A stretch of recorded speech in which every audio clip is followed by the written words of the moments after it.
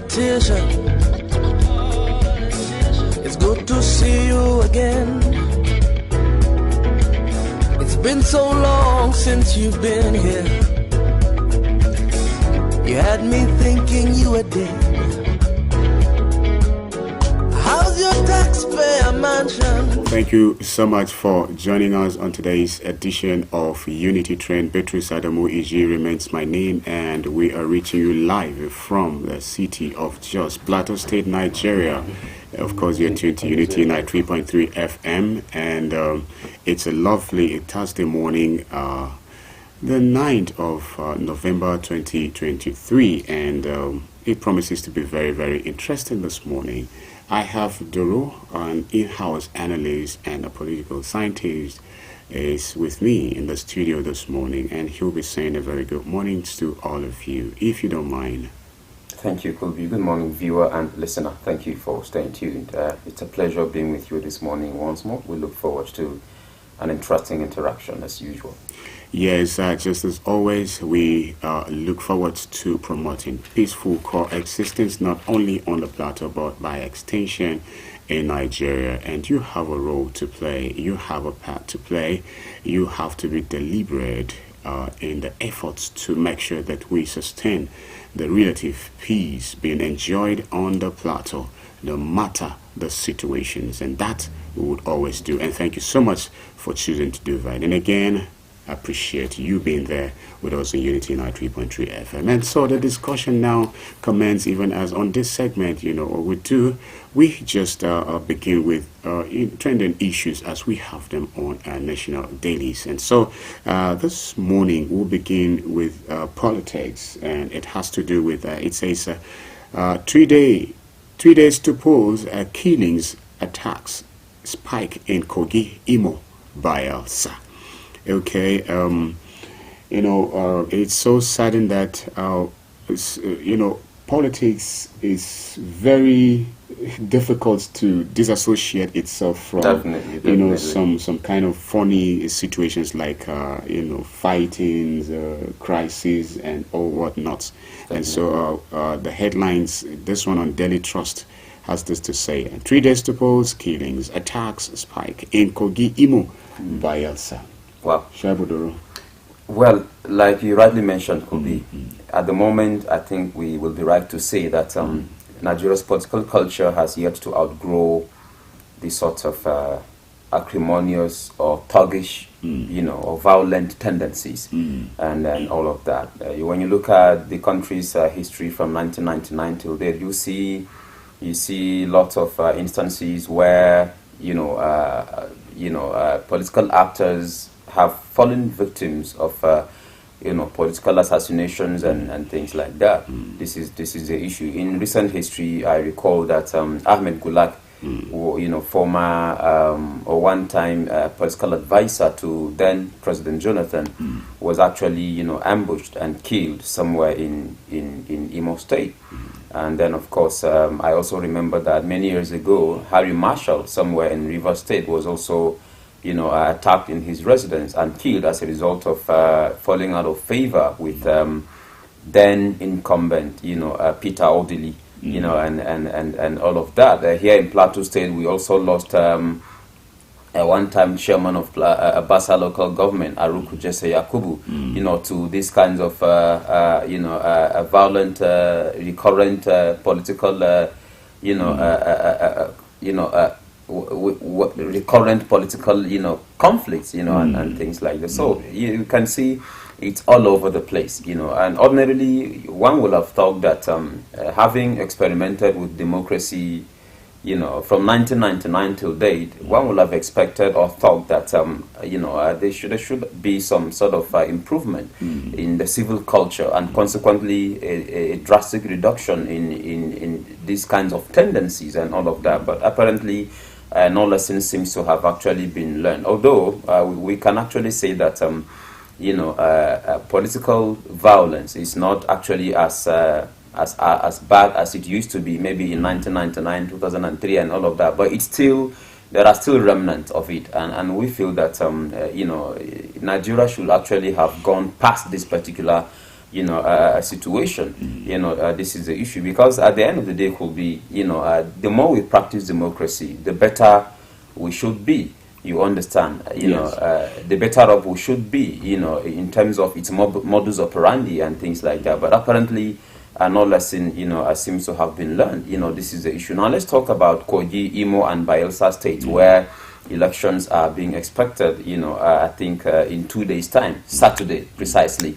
Now the stories we're getting, are another reminder that if care is not taken, the elections in these 3 states might just be, some fireworks. This is the issue, especially given the fact that killings, and attacks have already, started in those places. In Kogi State, for example, some 3 persons are feared, killed, right, as a result of an attack, carried out against or on the governorship candidate of the SDP, Yakubu Ajanka. This is the issue. Although the police claims that Yakubu Ajanka's residence was actually, harboring some criminals or some political thugs, as well as some dangerous weapons, and so it had to be, raided by security agencies, and things like that. But Yakubu Ajanka, on his part, actually claims that the attack on his residence and on his person was politically motivated, because as far as he was concerned, there wasn't any thug or any criminal or any dangerous weapon being harbored in his house.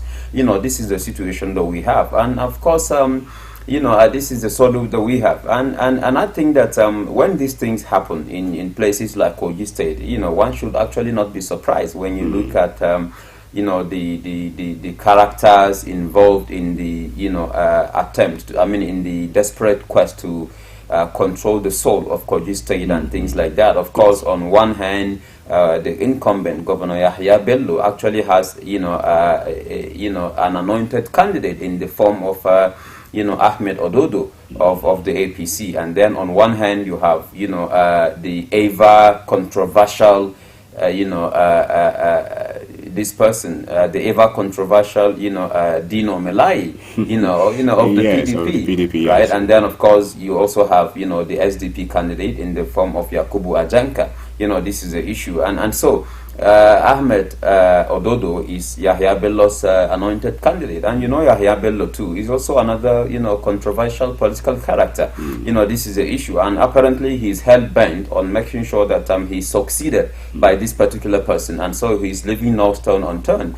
And so, when you look at some of these things, apparently, I think it's nothing other than an offshoot of the desperate quest for power, of the desperate quest to control the soul of Kogi State and things like that. Yes. And then in Bayelsa State too, we understand that a certain person by the name Ikyoga, who is said to have defected from the APC to the Labour Party and then back to the PDP, was also said to have been attacked. You understand, some persons yet to be identified suffered gunshot injuries and things like that. This is the issue. And of course, in Bayelsa State, listeners and viewers might be aware that we have a situation where Duoye Diri of the PDP, is hell bent on actually succeeding himself. And then on one hand you have former governor of the state, Timmy Presilva, you understand, who is also determined to dislodge the incumbent in the form of Duoye Diri and actually take over the reins of affairs in Imo State, in Bayelsa State. This is actually what is happening. Now the attack on Ikyoga, who once defected from the APC to the Labour Party and then back to the PDP, is being attributed to maybe some sort of reprisal by APC and Labour Party supporters who feel that he simply used and dumped them and things like that. So this is what is going on. And then of course in Imo State you have a situation where Hope Uzodinma of the APC is determined to succeed himself, you understand. But on the other hand, you have another candidate of the PDP challenging him too. This is what is going on. It is in the same Imo State where Joe Ajero, NLC president, was actually said to have been attacked, last Wednesday, and things like that. So the political, atmosphere in Imo State is equally heated. I did mention, Ahmed Gulak, in my preamble, whom I did say was actually killed, somewhere, was it in 2018 or 2019, in the same Imo State. You understand, this is the issue. I also do recall that at one point in time, even the convoy of then incumbent Rochas Okorocha was actually attacked by hoodlums in the same Imo State and things like that. So you can see in all three states, the political atmospheres are actually very, very heated as we speak. And apparently it's all about the desperate quest by some political actors to take control of the soul of the state, and things like that. But you see, it will be, I think, here and like we have always done, we must say that that is highly, highly condemnable. Yes. You understand? Like I did mention in my preamble, at this point in time, Nigeria should have outgrown, these kinds of, acrimonious tendencies and things like that. And, people normally should be allowed to decide, whom they actually want. At the end of the day, I feel that if we would want to use, subterfuge, or violence or acrimony, and blackmail and all of these things to actually, achieve power, then actually means that democracy is no longer government of the people, by the people, for the people. And I think that if you have been able to utilize, your mandate judiciously, I think you simply have nothing to fear. Yes. I do recall that, when some contestants came out to oppose, Governor Baba Gana Zulum of Borno State, the public opinion then was that, those people were simply wasting their time because, attempting to wrestle power from a person like Governor Baba Gana Zulum, who has ensured that he actually utilized the first 4 years he was given by the people of Borno State. It's like, a David and Goliath kind of situation. This is it. So I think at the end of the day, if you are able to utilize your mandate judiciously, I don't think it is necessary to resort to, this sort of, underhand measures in an attempt to win elections. By the way, I think you just came back from attending a burial of yes. the Mama Abe Ayoks, who died at the age of 93. And yeah, that was why we missed you in the studio yesterday. You're welcome back, by the way. Thank you. Yes, and Doro, is quite unfortunate that when elections are approaching, you see people changing locations. Definitely. Okay, this is for fear of the unknown. Definitely. It's quite unfortunate. But of course, some are of the view that Nigeria is actually growing as regards democracy. So it's growing. Yeah, it is. Some countries who are doing well in terms of democracy, as at the time they were of Nigeria's age in democracy, probably they were not doing this also good. had similar experiences. And that they were not even doing this good in that time. So, we give it to whoever, made it possible for us to still be striving. To be here. And then, but we also do hope that security agencies will, do the needful. You understand, because there's a need. I mean, as far as the case of the SDP candidate in Kogi State, Yakubu Ajanka is concerned, there are allegations, like I did mention, of harboring some criminals and dangerous weapons and things like. He has denied it,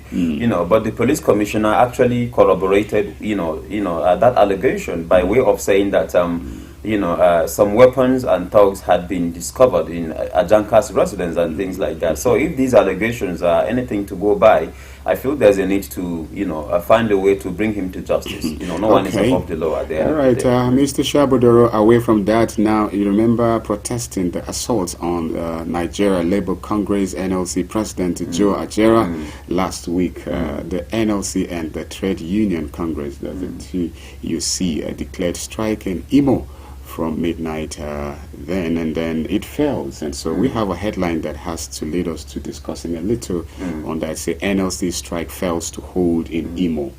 Now, how do you expect a strike and also having to see politics and then strike in a fight to make sure life is becoming bearable for Nigerians, especially in that state? I think that the tense political atmosphere in Imo State is taking a toll, on labor matters and things like that. you will recall that last week, Wednesday, Joe Ajaero, NLC president, was actually said to have been attacked, by some NLC members as well as some, police officers, allegedly. Yeah, allegedly. We must add that, this is the issue. And so the NLC has since then, attempted to draw attention to the situation and then mobilize public support, against the government of Imo State, which at this point is actually the suspect as far as the attack on Joe Ajaero was concerned. This is the issue. So I think that it is in response to that the NLC decided to declare a strike in Imo State yesterday. This is the issue. But of course, apparently, according to the story, that we have, the strike, actually failed to hold in Imo State. Apparently, because according to the story we've been able to, assess, the NLC in Imo State is actually already split or factionalized. You understand? There is, the pro-government faction as well as the pro-NLC faction, and things like that. I do understand that a certain faction of the NLC that is loyal to Philip Inwasi is actually staunchly opposed to the proposed strike, by the NLC. And then, the faction that is loyal to Ugochukwu is actually in support of the strike and things like that.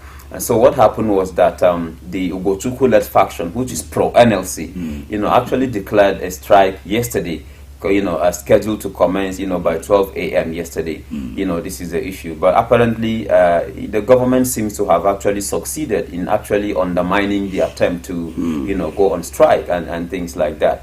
And then, of course, the pro-government faction, the faction led by, Philip Nwansi, has come out to say that, there isn't any such thing as a proposed strike, by the NLC. And so people should go about their normal businesses and things like that. Now, and this is the issue. Now, in an interview with, the Ugochukwu-led faction, which is the pro-NLC faction, Ugochukwu did mention that, the idea behind, proposing or attempting a strike, in Imo State is to actually scuttle or to stop or to prevent, the upcoming election, the upcoming governorship election on Saturday. This is the issue. And so this is the motive at the moment. But then, of course, the pro-government faction has come out to say, it is actually unconstitutional to attempt to, prevent or scuttle or undermine, an upcoming election, because it's a constitutional matter. Regardless of whatever grievances the NLC, might be having with the government of the day in Imo State, it is actually, extreme, and unacceptable to attempt to shut down the entire state in order to stop, an election, because at the end of the day, citizens of Imo State, have a legal right to exercise their franchise, regardless of whatever, grievances you feel you have with the government of the day. This is the issue. Now, I do understand from all these conflicting, stories could be that, the NLC is actually divided against itself. And, like they say, a divided house is actually a defeated house, isn't it? And so even if the NLC would want to, embark on strike to register anger, against the sort of treatment that was meted out on, their president, Joe Ajaero, I feel the fact that it is already divided, is literally undermining, that particular attempt. This is the issue. And then on the part of the government too, I feel it is extreme, it is barbaric, it is unacceptable to interfere with the activities of the NLC, because apparently the state government is actually behind. In fact, there are allegations that the attack on Joe Ajaero was an attempt by the state government, under Hope Uzodinma, to actually, avert or to prevent the proposed strike on November 14 by the NLC and things like that. So if government is actually now beginning to interfere in NLC matters and things like that, and then on another hand, the NLC itself is also assuming a partisan, posture, I think at the end of the day, it doesn't all go well for even the future of the NLC itself, as well as the future of the Nigerian worker. This is the issue. But I will urge that if it is true that Joe Ajero was attacked by police officers, and people allegedly hired by the government, I feel there's a need to ensure that these people are fished out and subjected to the appropriate punishment.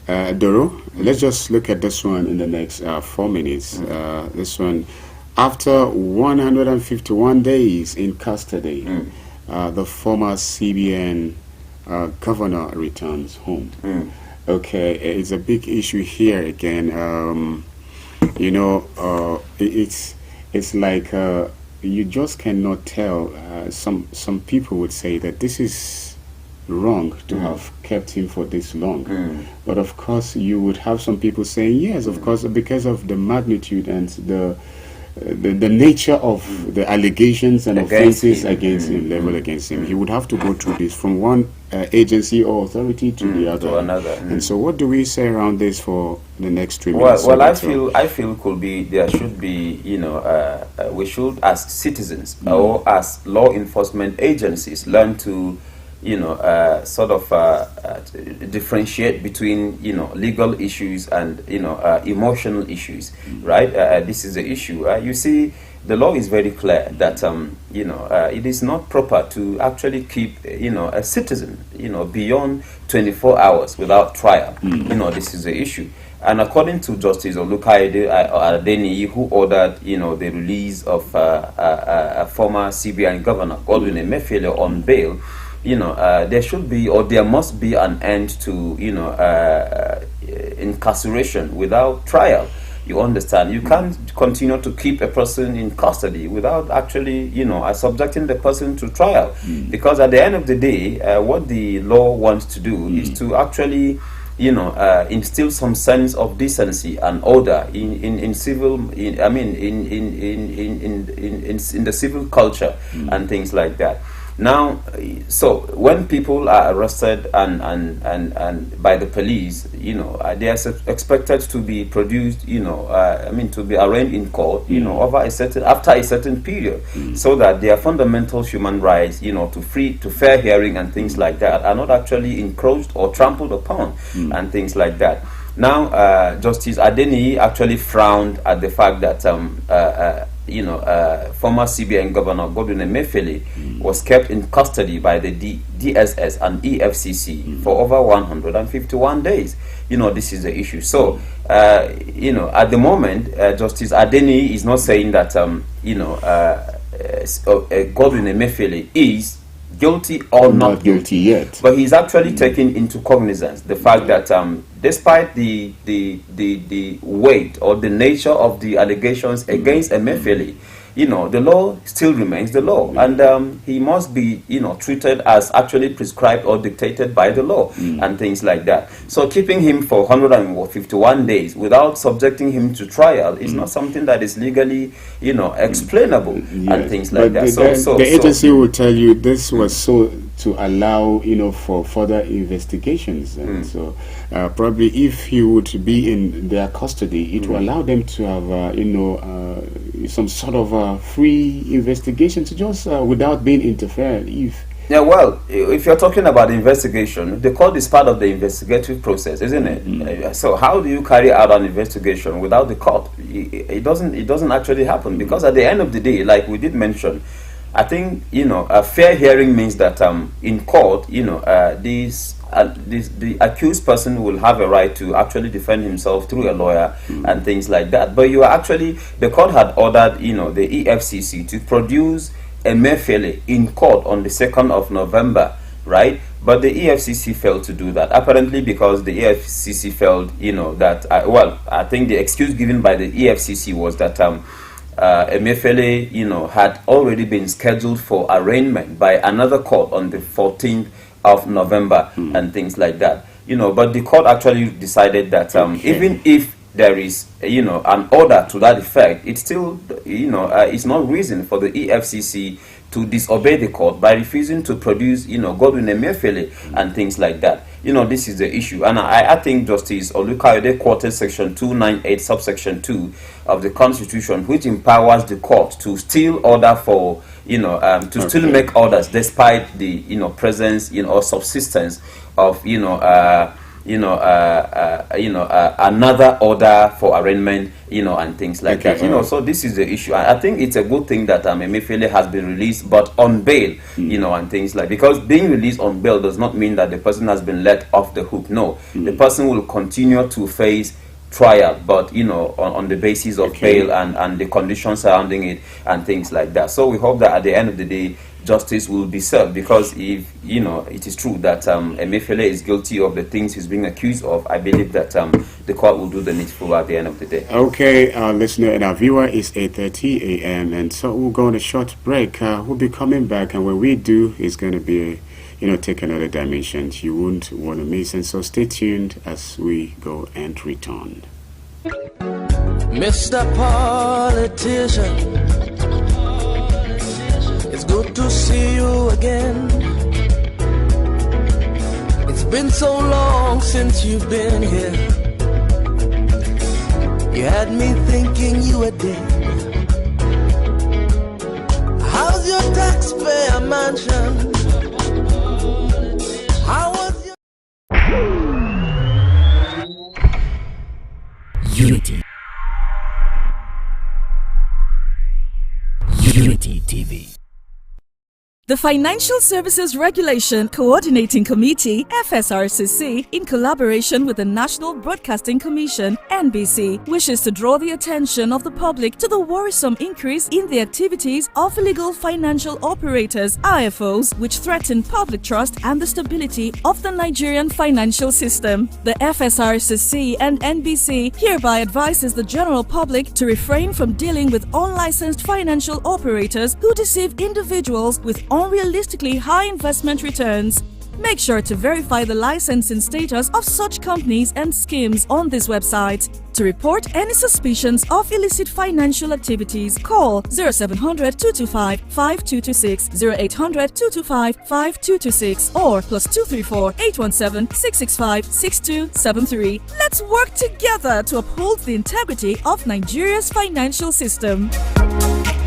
Announcer, FSRCC.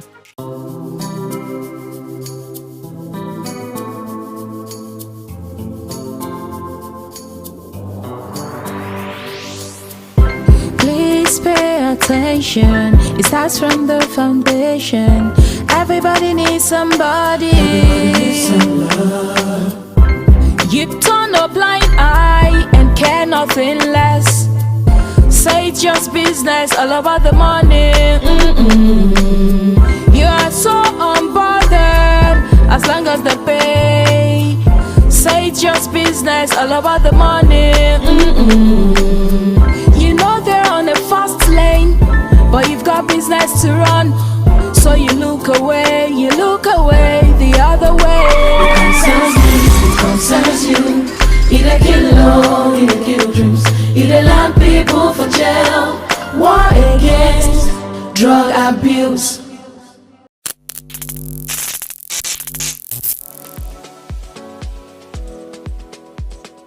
Are you bored and need some company? Get a TV experience like no other on Unity TV. We are turning up the hits with captivating TV shows, electrifying political programs, music, movies,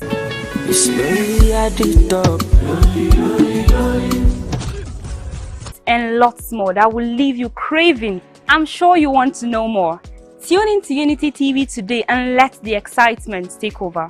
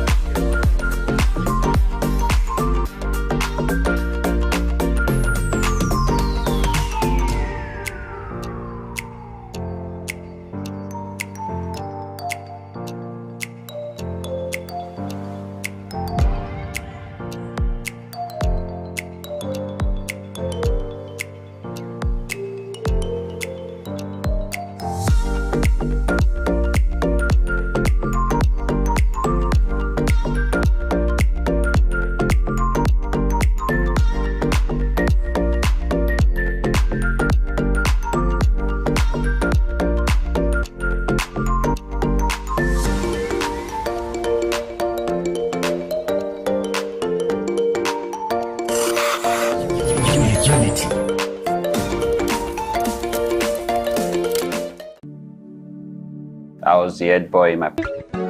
Mr. Politician, it's good to see you again. It's been so long since you've been here. I'm so glad to be in the studios of Unity 93.3 FM and TV this lovely Thursday morning, November 9th, 2023. And Beatrice Adamuiji remains my name, but you can call me Kobe. That too is fine with me. And the studio this morning, I have, it's been Mr. Shaibu Doro, and in the studio we are being joined by Principal Fire Superintendent 1. He is with us this morning, and he'll be saying a very big good morning to our listener and, of course, our viewer this morning. Before even we start, but of course, you would already, predict what the discussion would be like, and knowing fully well he is a man for the job. And so I'll just let PFS 1 Debang Samuel, Commandant, Plateau State Fire Service, to say good morning to our listener and viewer. Good morning to you all, my listeners and viewers. It's happy to be with you this morning. He's so happy to be with you, and this is because you also make your comments later on when we get to your segment. But then you have to stay tuned and get to hear the gist from the person who knows what to do and who is in charge of things that has to do with fire. Of course, Doro, I don't know. Of course, you may want to say another big good morning. That will be bad. Well, thank you, Kulbi. Good morning, viewer and listener. And of course, Kulbi, before we, commence the next segment, there's an announcement here. Why not? Please go on. I'd like us to make before we actually, proceed. The announcement reads: Inna lillahi wa inna ilayhi raji'un. Inna lillahi wa inna ilayhi raji'un. The death of Al-Haji Batande Ali has been announced in Kano State. He died after an illness at the Aminu Kano Hospital in Kano State, and he will be buried in Kano. May his soul rest in peace. Oh, it's a very tragic one there, could be. Yes, a tragic one. And our hearts to the family of the deceased at this point. Yes. On behalf of the entire management and staff of Unity 93.3 FM and TV, our heart goes to the family of the deceased. Okay, on this note, we'll just begin to, tilt towards the discussion for this segment. And so we have had situations in which structures, vehicles, or grasses being on fire and leading to the destructions of lives and properties worth millions of nairas. How then can we take precautions to avert the occurrence of such situations? And so in the studio this morning, like I have told you, we have in the studio PFS 1 Debang Samuel, Commandant Plateau State Fire Service. And so let's begin the discussion by asking, and we are in Ember months, and of course, Ember months is so, common with what we call Harmattan. And so let's get to know, maybe let's start from there. What season are we? And then before we even start from getting to know or the challenges, what you have as an agency, that concerns your duties for the safety of lives and property. Thank you once again thank you viewers for giving me this opportunity to share with you this morning. This season to us as an agency or department, we target fire season. Fire season. Yes, because from now up to March next year, it's a fire season because due to the Harmattan. Okay. You know that Harmattan is a period where the wind blows rapidly due to dryness. We have just come out of the wet season, so this is a period of dryness, and the dryness comes with and the wind comes with a lot of dust, and it gives spontaneous combustion to fires. Once there is any spark, it gives spontaneous combustion because fire, once there is the presence of oxygen, it burns faster. Okay. So this is the season now. All right. So any spark, anything, the Harmattan is a period that we target, so we take it so seriously and vigorously because it is time for us that every second, any moment, anytime, you will be called upon. Wow. Okay, I love it when you say anytime, yes, any moment, yes, you will be called upon. Yeah. And again, for you to have made these submissions, it means that you people are fully ready and aware that you are likely to be called upon because of the nature of the season that we are at the moment. But how ready are you people now? Just like the doctors are, we call them, they say they are 24/7. So also we are more than 24/7. If there is any word that I can use, more than 24/7. Because if you call the fire, any time, any moment you go to the fire service, they are ready for any eventuality. Wow. Once you ring, once you take your phone or you run, or you go to the station with your vehicle or anything to report this an issue, you find out that many men are seated, ready, combat ready, waiting to turn out to the scene of any incident. Oh, this is serious. Please, officer, can you help us? Very brief. Yes. What are those things that are likely to spark fire? In this time that we are in now, just like the Harmattan season, a lot of things happen. There are a lot of things that causes the spark of electricity. Now let's start from the, you see, in the with the grasses outside. Yes. When the cigarette ends, causes a lot of. When people that smoke throw it without discandling it very well, it sparks. Now, when scratching of mental ions close to any dry grasses, yes, it causes it. Okay, the grasses are dry. Dried. That's what it is right now. Yes, when the grasses are dried now, it sparks, and it goes with it sparks rapidly. Okay. That is one. All right. When we come into our homes now, you see our lack of switching of our electronic appliances, yes, causes a lot of damage. Okay. Because when you do switch off your electronic gadgets and you just go out, take for example your socket, you don't remove it, and it happens to that it has the voltage exceeds a little bit higher, then you find out that the socket and the plug will now be overheated and spark will take and it has started fire. Another issue is that if you go to the kitchen, the gas we are using, the kerosene stove we are using, and even the firewood that we are using, carelessly we don't attend to them. We don't give them time. We'll put something on fire and then we'll run to the parlor to go and be watching TV, we are watching one film. I don't want to miss the season. I don't want to miss this thing. You tend to forget what you have put back in the kitchen. And then before you know, it can cause combustion. Most especially gas, most especially the pots we are using these days. You know, it's aluminium, also melted, and it causes a lot of heat due to excessive heat. Okay, all right. You said earlier that you people, if there was any other word to use to describe how ready you are, yes, to fight any fire incident, let's most often it will be that your men are called and there is no do I say water now, to go fight the fire. So how do you think you are ready in terms of providing? We have markets. For satellite markets, I know that you have a station there. Yes. For other markets, I don't know. So how ready are you in terms of any eventuality in the market square? Like the satellite market has a station there. The Masala-Chinjuma station, we have a station at Masala-Chinjuma which is saddled with the responsibility of attending to all the fires within that environment. Okay.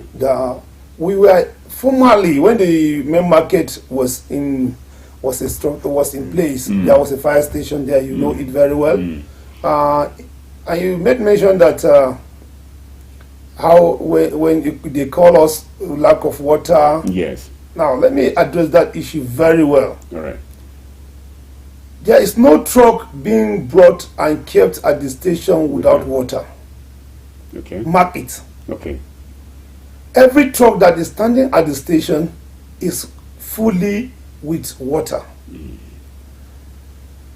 Except when except under a mechanical fault, that is when vehicle will not turn out. But once you give a call, once you dial the phone number and you call the emergency line, once they pick it, they will turn out immediately to the scene of the incident. Well, but sir, if I may come in at this point, your service has come under criticisms, from members of the public on occasions. Yes. Specifically over issues of late response to emergency situations. I am also aware that at some point, some of your, staff, had actually been subjected to some sort of embarrassing treatment, by members of some communities on account of delayed or late response to some situations and things like that. Are there reasons why sometimes you find it difficult to respond to emergency situations? Are there reasons why sometimes you only arrive at the scene of a fire incident 30 or minutes or 1 hour after, such incidences? Thank you for that question. We are not like other developed countries yet, whereby we have gadgets that we can see. We have screen that has been connected to every street and well connected that we can sit down in the office and we are seeing what is happening. No, Nigeria is not yet into that era yet. Something like CCTV cameras, and not even the CCTV cameras, and also the well connectivity of all the streets and within. We are not yet up to that era yet. What you see, we are not sent. We cannot be able to sit down and then know that there is fire in Angwarukuba or Angwarogu without being notified. We have to be notified before we know. That is it. Yes. Why we have to be notified is either you run there, or if you have our number, you call it. I think the number will be on the screen very soon. Maybe you can be able for to those see. Who are on for TV. those who are on TV, and for those who are not on TV, then we'll call the numbers later. Yes. Then so that you can be able to know. It is your responsibility. The community is supposed to run to the fire service and inform them, so that they now turn out to the scene. If you now run to the fire service to report and tell them there is a fire, let's say you went to run to Masalati Juma Street and you say there is fire in Zololo, you will see how they respond. How many minutes or how many seconds will take them to move out? Because of the proximity. Immediately you are telling them, they will sound, they will ring the bell, and everybody will run out into the vehicle. Right. Within 1 minute, they have taken up to the scene of the incident. All right. But the problem, the challenges that we are having with the community is that they believe that maybe we are technologically equipped already to see before once there is fire in a particular environment, which is not possible.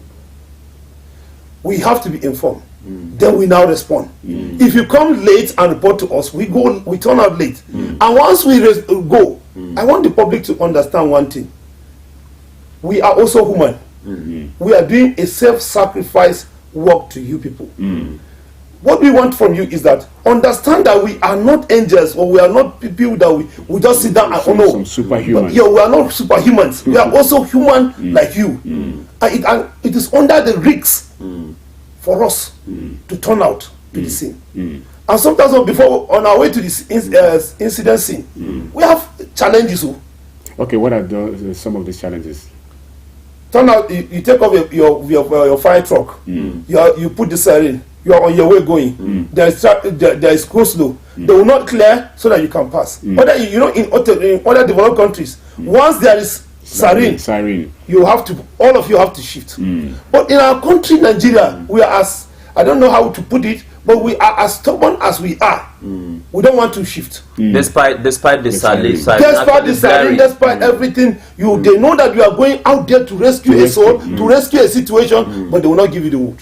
Have you been creating awareness to, actually enlighten members of the public on, how best they should actually behave to sort of complement the effort, of the fire service. What are those things that we, as like you just mentioned, the issue of lack of cooperation, during emergencies, as a result of which you sometimes find it difficult to be able to access certain places and things like that.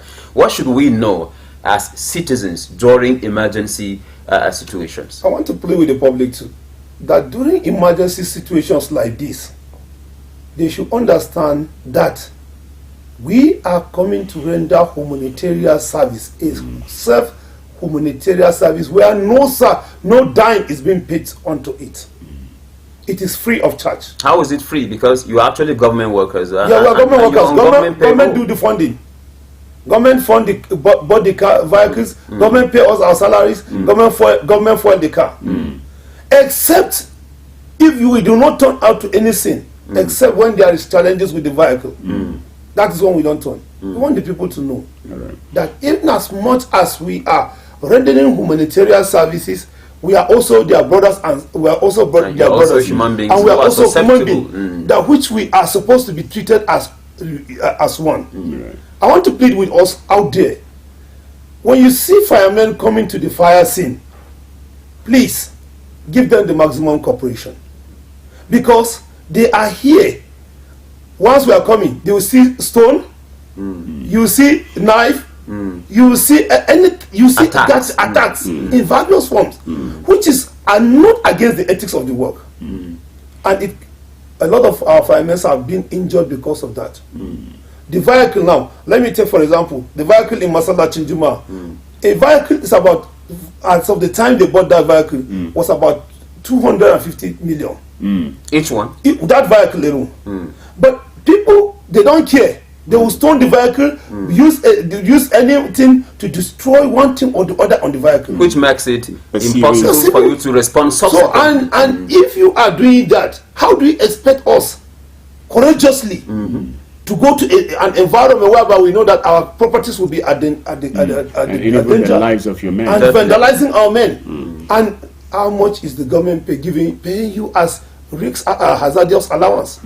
Okay, now still talking about risk and hazards involved in such a work. Yes. Now, what is the level of synergy that you are having with some of these agencies? For instance, in every fire incident, you would also have the issues of electric supply, power supply, and that too will not go down well. Having to pour water and then.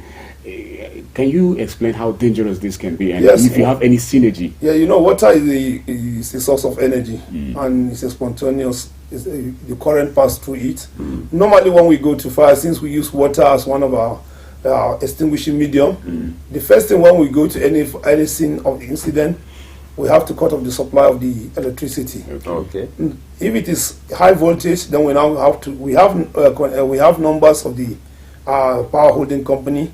Then we call them so that they will they will do outage there. So you call them when you are there already, or before you get once we are there, we will see, and then one of us, the officer in charge, will be doing the communication while others are trying to do one thing or the other in order before the complete outage. Normally we cut off the supply before we start extinguishing medium. That is why you see we are not one person, not two people, not three people. We go to a scene. And everyone knows what before your arrival, you have already been detailed on all. Everyone has a detail of what we'll do at the beginning. Once you land, the person that will take the hose, the person that will go for the supply, the person that would. So everyone has his own responsibility. Everyone is being detailed right from the vehicle.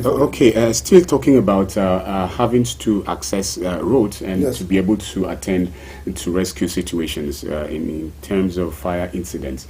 Now, what is the level of synergy? Now, not just talking to the public that whenever there is a siren, they should try to give way so that you people will get access.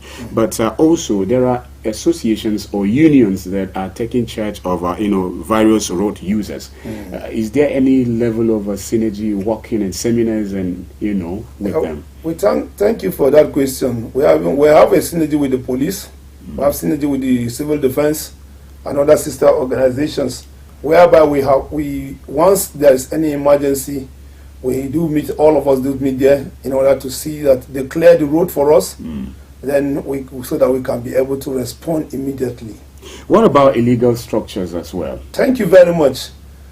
I want to tell the public publicly now that there is a national fire code that the federal government has enacted, and that national fire code has been domesticated here in Plateau State. All right.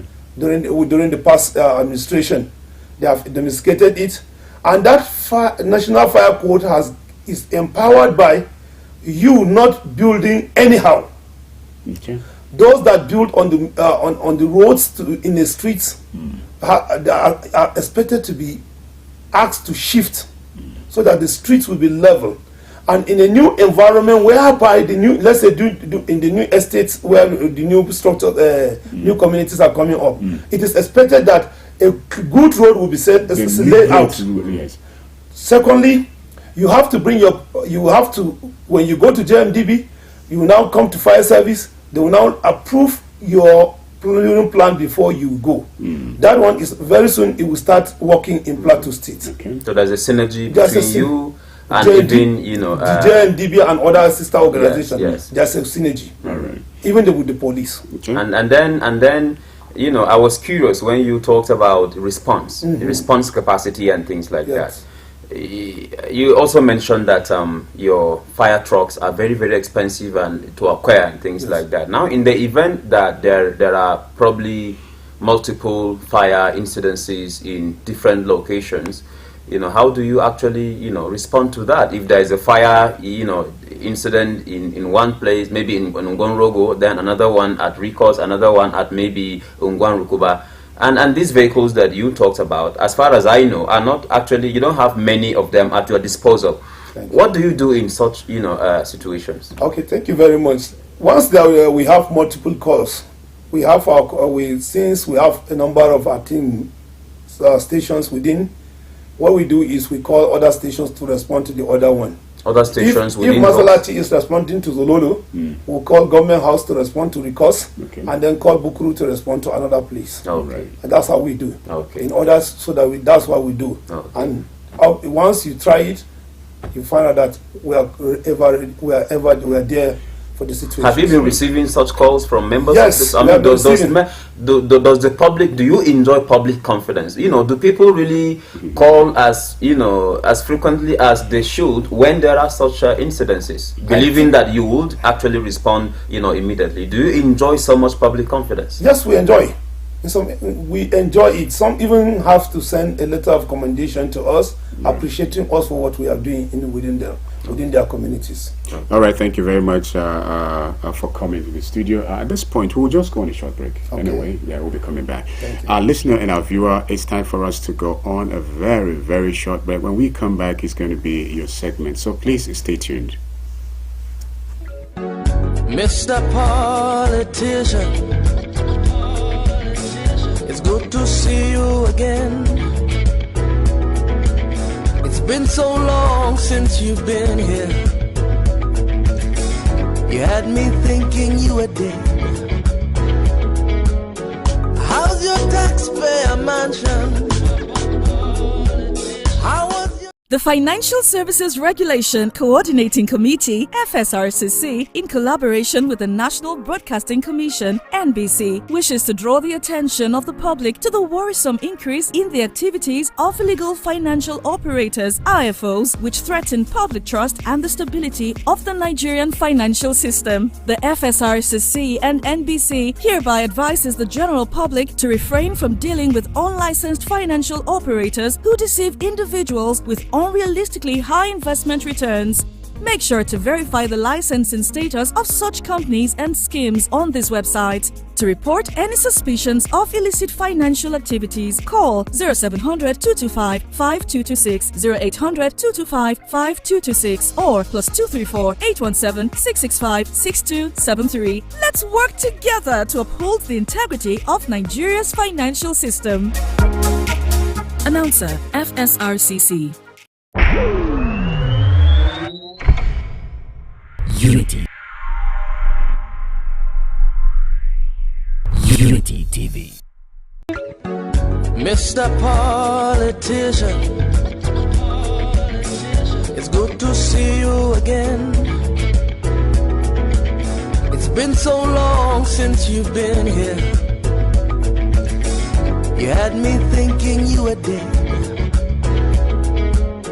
How's it to see you again? Stay tuned to Unity 93.3 FM and TV. Patrice Adamu is remains my name, the anchor of Unity Trend this morning. And of course, don't forget, it's November, the 9th day in the month of November 2023. And it's, of course, it's Thursday. And so we're reaching you live from the city of Jos, Plateau State, Nigeria, the home of peace and tourism. In the studio, it has been Mr. Shuaibu Doro, an in-house analyst and political scientist. And again, in the studio, we've been talking about fire, how to get rid of it, how to control it, and how to fight it, so we don't get to experience further loss of lives and properties. And in the studio this morning, it has been the PFS-1 the Bank Samuel, Commandant, Plateau State Fire Service. Okay, we will just let him say a little, and then we put on the studio line so that you will call and then we get to hear from you. But in case you want to send in an SMS,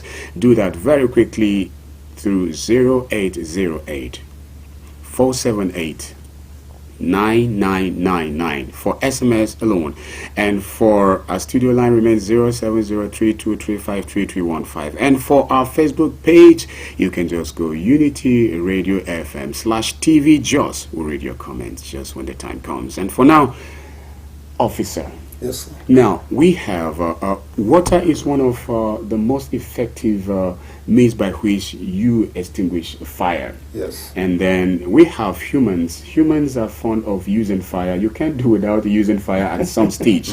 You know, so but now, how do we control, even before we get to a level where we get to call your men? Preventive measures. Preventive. Okay, before you call our men, when there is fire, first I will ask you, what you need to do is, you raise alarm, that is by shouting. When you shout, the next thing you do is go to where this is supply of your electricity, that is your cut-out fuse or any changeover, or wherever your supply of energy is. Try and make sure that you remove the supply of electricity in the building. Carefully remove it. Carefully remove it. Even if you are scared of going, you can use a stick, a dry stick. Go to close to your meter. Look for near the cable that brings the supply to the meter.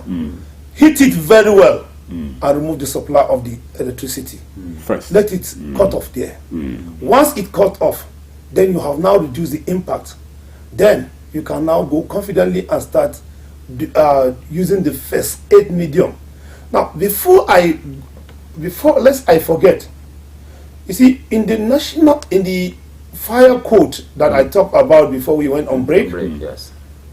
It is being stated that every household is expected to have a fire extinguisher in his home, and a fire blanket, in order to help you when there is fire.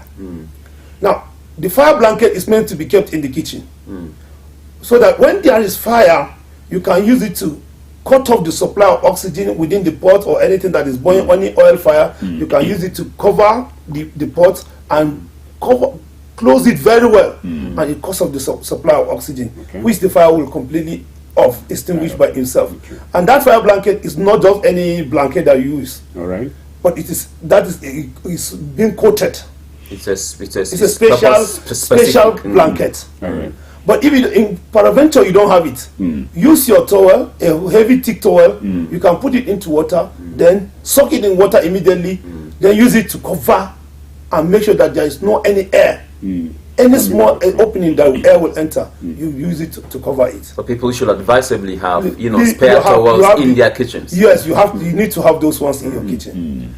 Another thing that I want to let us know, that when there is fire in your home, yes, what you need to do is, after removing your supply of electrical supply, yes, go have a bucket of water. Since you have off the supply, take a bucket of water, go to the scene. Make sure what you need to do is, then if the fire has reached the ceiling, don't open your windows first. Oh my. Yes. If the fire has reached the top of the ceiling, don't open your windows. Don't open it for ventilation yet. What do you need to do? Try to remove all your belongings through the door the door of your house before the arrival of the fire service. You know, once you have raised the alarm, you have already, somebody is calling the fire service. You are now trying to do your best before their arrival.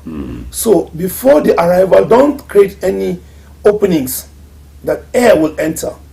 Allow them to come. When they come, they will now create the opening, so that you have cut the supply of oxygen, and the fire will not be will not be spontaneous. Will not spread out. Yes. And once there is fire, another thing is that once there is fire, make sure all of you all the occupants move to a safe place. All of you move to a safe place. That is, if the fire started in your bedroom, all of you move either to the parlor or outside the building to a safe place.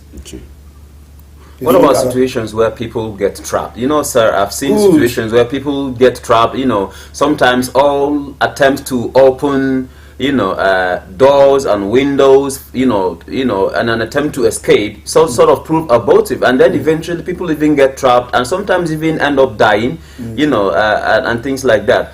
In such situations, I mean, are there ways out? Are there things people can do? Thank you very much. You see, there are some people are entrapped because maybe in the night, mostly in the night, when fire started without them being knowing. Yes, in the night, that time the temperature is a little bit cool. So what you need to do is you create an opening to rescue the people out of the building. Who does that? We does it. Okay, if we arrive immediately. But I advise every people out there that once there is people entrapped in the building, observe where the wind is going. Don't open it from there, the side that the wind is coming. Go to the back and rescue them towards avoid the direction of wind. Avoid the direction of wind, so that you can have a maximum rescue without making them to become victims or casualties. Okay, very quickly, we want to put on the studio line so that people we've begun to receiving already text messages now.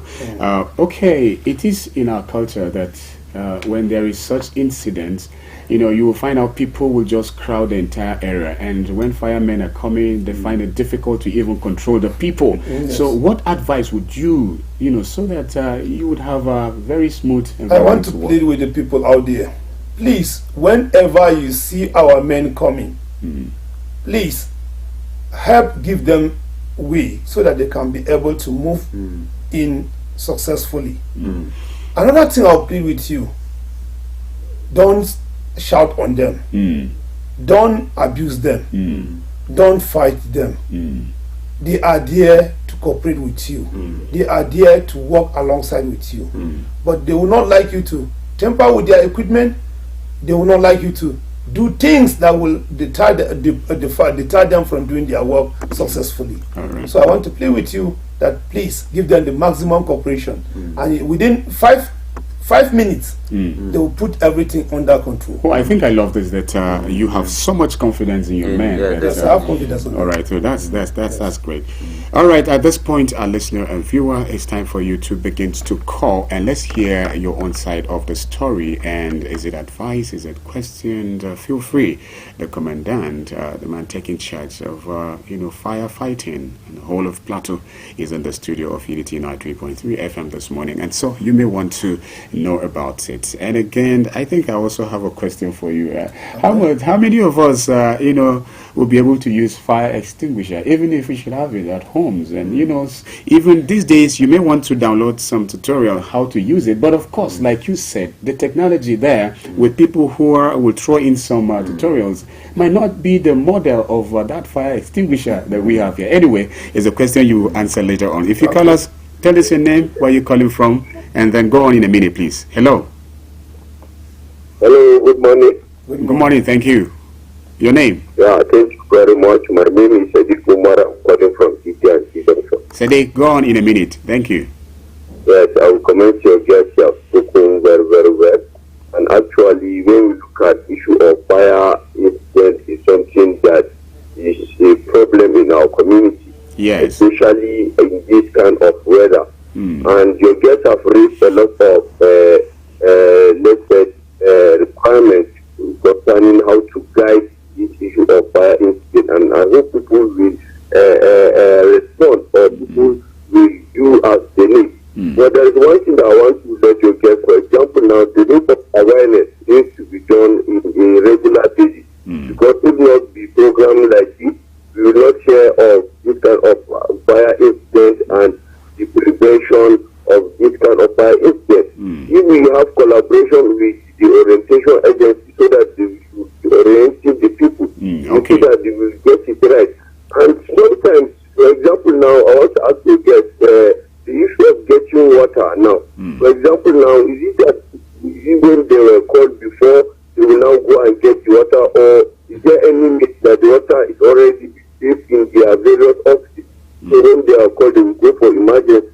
Because most of the time when they come, the complaint is that they go out to fetch the water before they reach the incident place. And before they reach, the damages have already been done. That's what always makes people to be very emotional with this kind of thing. Thank you. Thank you very much, Sadiq Umar. Okay, there should be some, deliberate awareness strategies so that people will get to know how to, curtail or prevent it even. Hello, good morning. Hello, good morning. Thank you very much for calling. Your name? My name is Tafe from Zololo Junction. Oh, the man from Zololo Junction. It's good to have you, sir. Please. Very well, but I don't pray to call their number because I don't pray for the fire too. Amen. Thank you. To your neighbors. Yes, thank you. But just in case. But my own this morning is just as I did yesterday. Yes. Just condolence for my mentor. Late mentor. That is the person that Shabu has announced. Yes. That is Achalagi Patente. Yes. It's my mentor. I love you.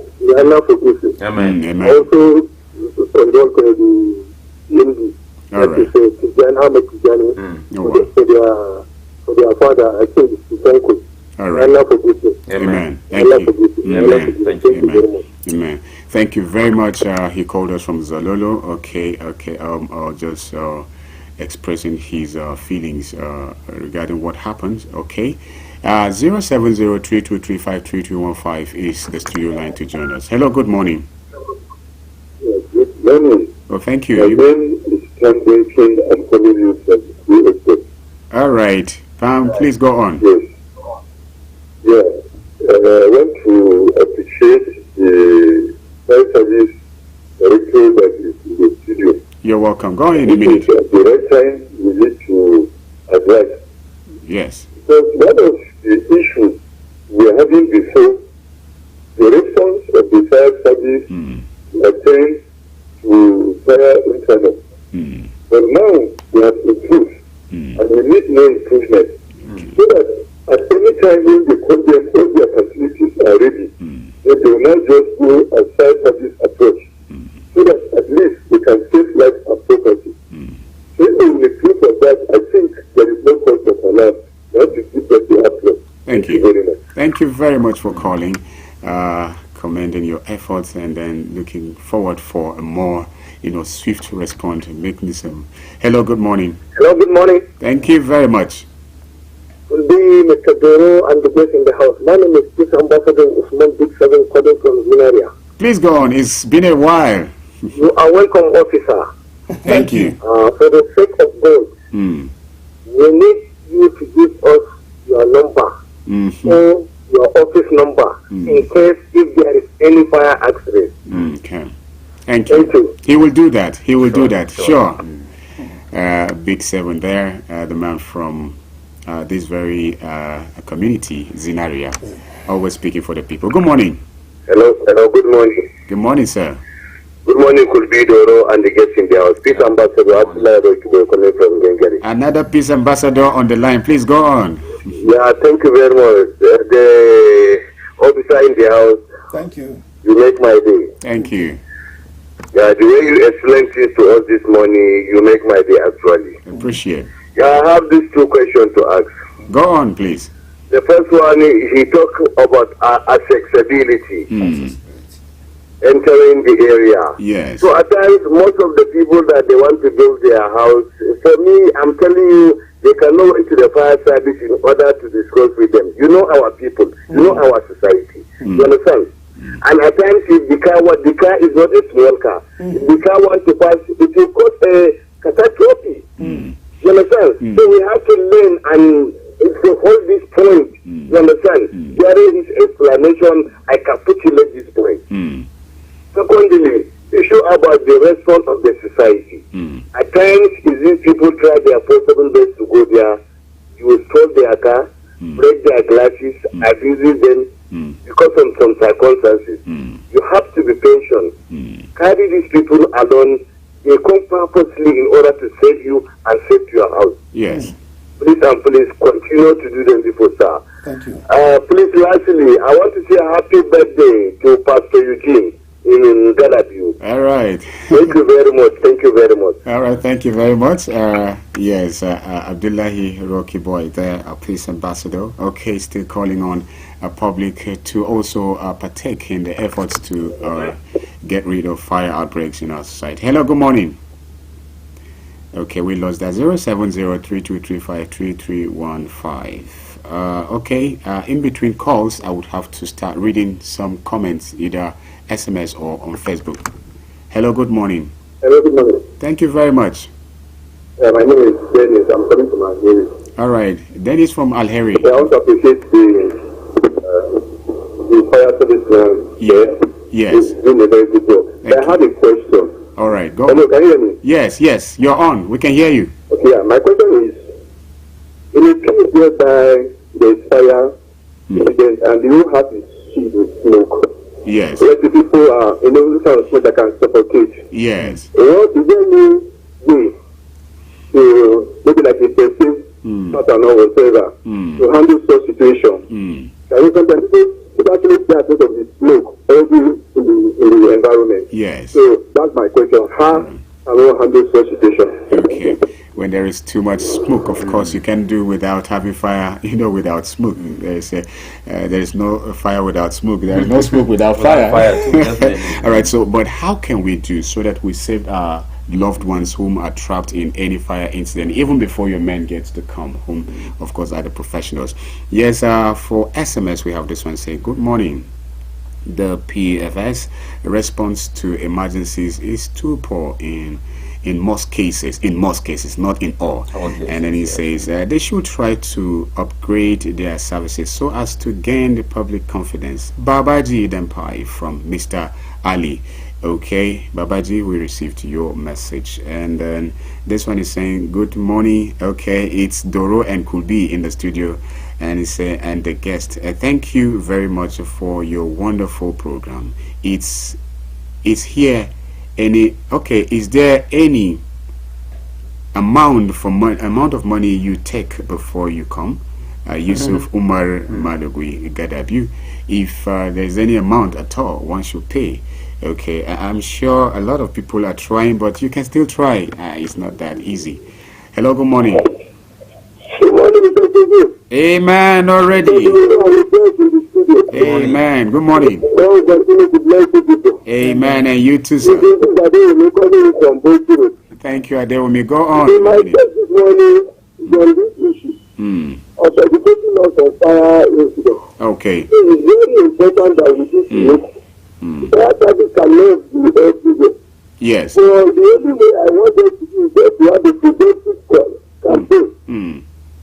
So there is no any posters of the politicians advertisement that we can see. There is possibility that we can even go to gas stations and encourage people to buy fire extinguishers. Because you see, there was an incident that occurred.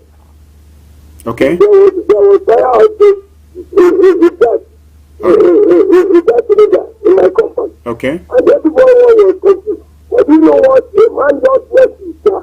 Not his fire extinguisher. And immediately he sprayed on it everywhere he found. Wow.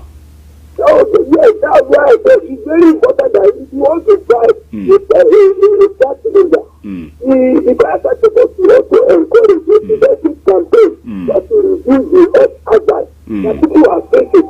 It is not a good thing that people will go to Kayatarwa and make trouble. You don't pray for those. It's not something that you pray for. So it's just another person that just occur on the sudden that you just have to get emergency. All right. Let them down, get more drugs for the people. All right. Let them preventive campaign. All So right. that I think if you are buying a car and you have a car, let them encourage us to let the advertisement and preventive campaign all over the place. This is go a longer way to reduce this fire hazard. Thank you. Thank you, and God will continue to bless you. Amen. I also encourage if you are hearing us now, no matter where you are, pick up your appliances when you are leaving the house. Thank Make sure you. you put up your appliances and be careful. God will continue to do with us. Thank you, and God bless you. Thank you. Adeomi informed the reason these days I must make sure I put off all that has to do with electricity in my compound these days, sir. Thank you, Mr. Adeomi. Okay, we pick this one and then we read comments from our Facebook page. Hello, good morning. Hello, good morning. Okay, we're not getting you.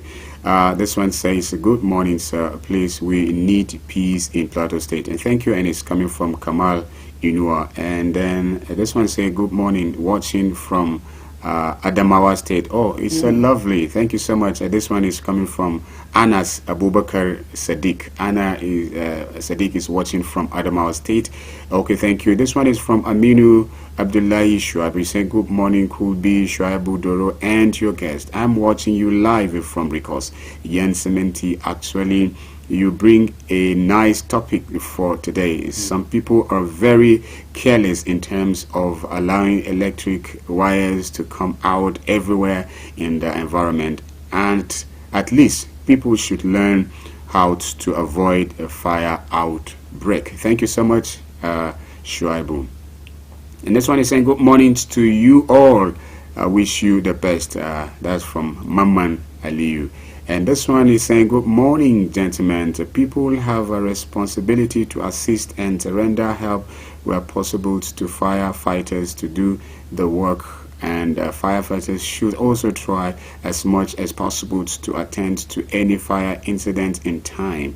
Arriving late to any fire incident after the damage has been done is what is sometimes causing the people to be angry.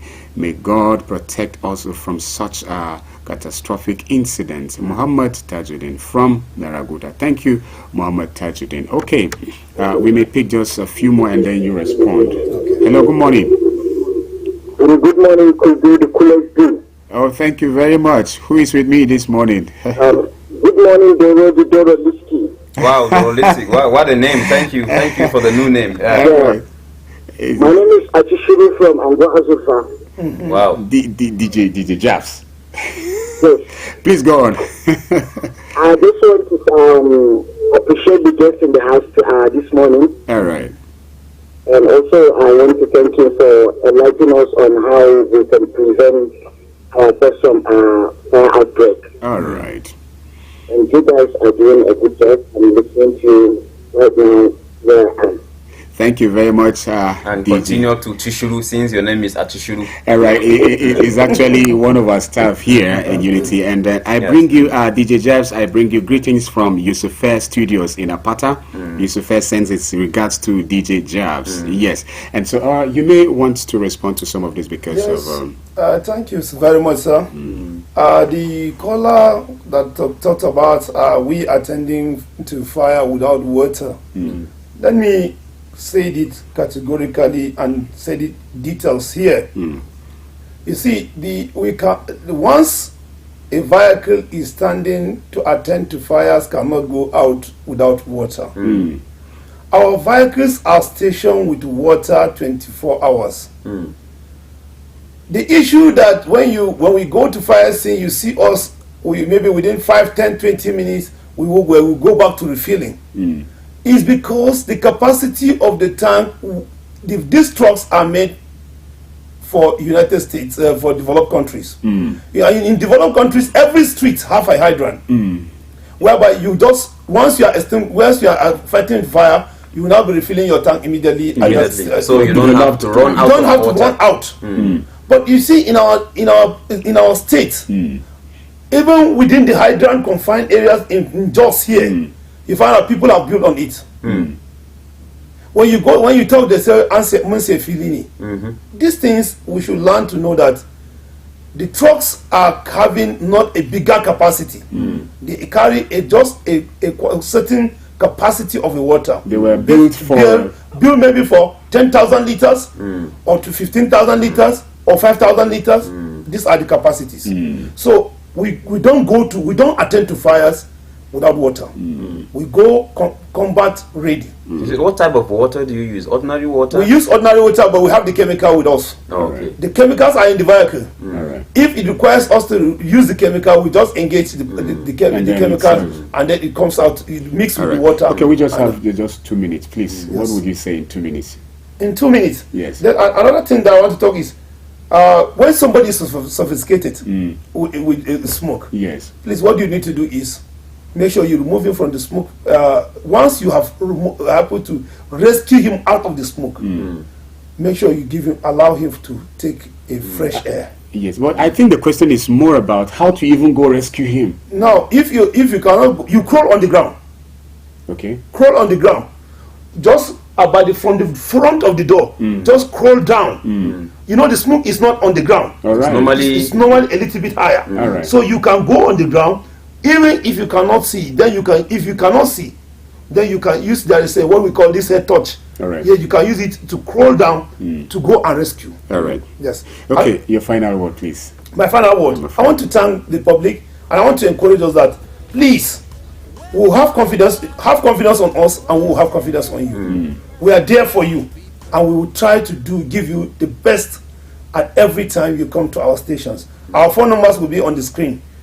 For those listening on radio, please. And for those listening on radio, for just fire station, is 080 68 12 9854. Again, 080 68 12 9854. Then for Bukuru fire station, 080 36 14 1592. I call it again, Bukuru Fire Station, 080 36 14 1592. All right, thank you very much, Doro. I'm afraid you may need to say just a word. God bless Plateau State. God bless the federal and the Plateau State Fire Service for the good job. All right, thank you very much. At this point, we call it a day, and do stay tuned for other programs on Unity 93.3 FM. And thank you so much. Tomorrow is going to be another beautiful day. For me, Beatrice Adamuiji, bye-bye. Mr. Politician, it's good to see you again. It's been so long since you've been here. You had me thinking you were dead. How's your taxpayer mansion? How was your... The Financial Services Regulation Coordinating Committee